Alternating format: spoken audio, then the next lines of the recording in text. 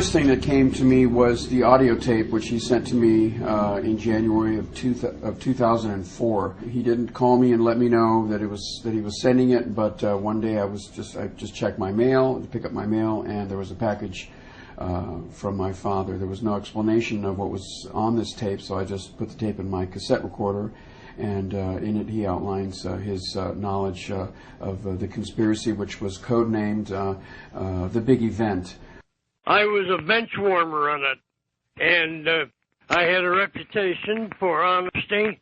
I think it's essential to refocus on what this information that I've been providing you, and you alone, by the way, consists of. What is important in the story is that we've backtracked the chain of command up through Cordmeyer and laying the doings at the doorstep of LBJ. He was sick, and he wrote this out, as you can see by the handwriting, with great difficulty. It's a little hard to read some of it, but at the top here we have the initials LBJ, which of course was a vice president at the time. Below this we have Cordmeyer, who was a CIA officer. Below that we have named David Morales, who was also a CIA. I don't know if he was official CIA, but I'm certainly heard his name before in relation to contract work that he did with the CIA. I think he was a pretty serious guy, a guy capable of doing just about anything. And to the right, the next name is Bill Harvey, who was a very flamboyant CIA man, carried around a couple pistols in his belt at all times, was a heavy drinker. And below at the bottom it says French gunman Grassy Knoll. I mean, you've said now that David Phillips apparently met with Oswald in Mexico City before the assassination.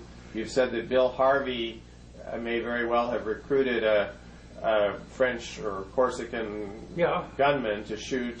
And you've also said that Cordmeyer had a motive in that his wife was having an affair with John F. Kennedy. I heard from Frank that LBJ had designated Cordmeyer Jr. to undertake a larger organization while keeping it totally secret.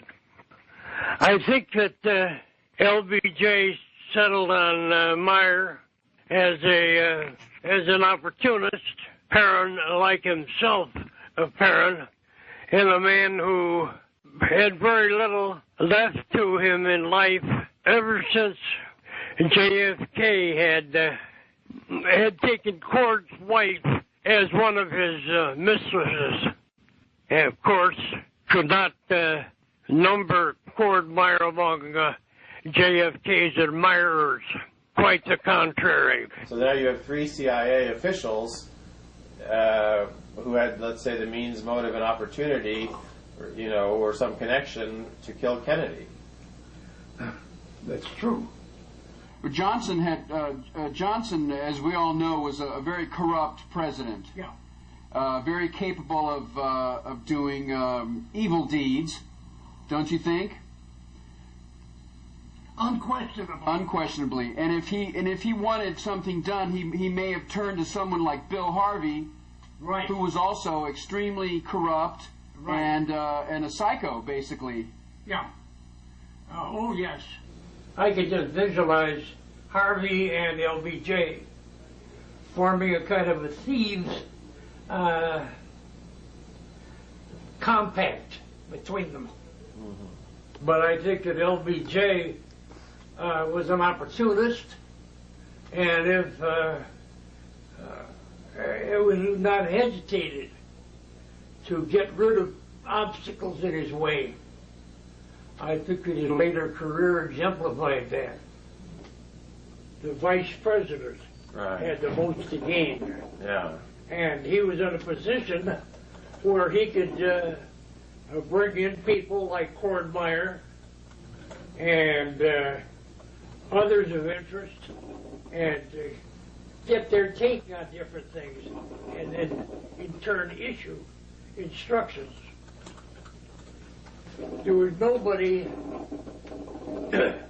with the leverage that LBJ had.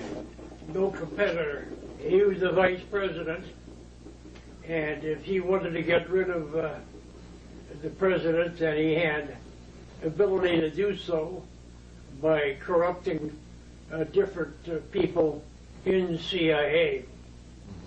And he had to do it with the limitations of CIA because there was no other group that honored, if I could use that term, honored the clandestine limitations the way CIA did. They could do something, turn their back on it, and move on to something else. It was not like a military. There was no accounting in that sense.